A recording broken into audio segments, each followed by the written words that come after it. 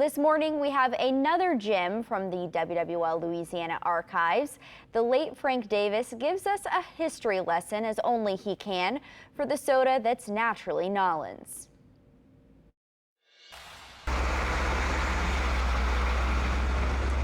You know, the year was 1935, and Mr. Paulette said, you know, in addition to my ice business, I got to come up with a strawberry, pineapple, orange, and root beer drink.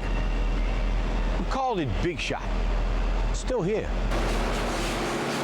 Everybody in New Orleans feels like this is mine. I mean, this is the only thing that was only soft drink that was developed in New Orleans, you know, for New Orleans people.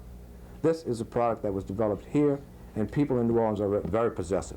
So it was pineapple, strawberry, orange, and root beer, wasn't it? Exactly. He had a great tasting pineapple. The pineapple today, when you talk to people today, they think Big Shot is pineapple.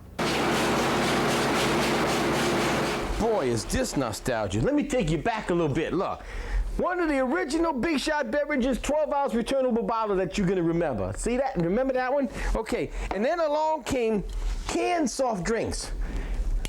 That's tin can. That's an old tin can. And they had the throwaway pop top. You could throw on the ground in summertime and walk and cut your foot. Remember that? Oh, and then look, modern day technology. All aluminum recyclable can with the little pop top that stays right there. Y'all remember all that? I know a little lady on Josephine Street said, I remember that, Frank. Jay, folks will tell you that to be naturally Nolan's, you had to have a moon pie and an RC Cola.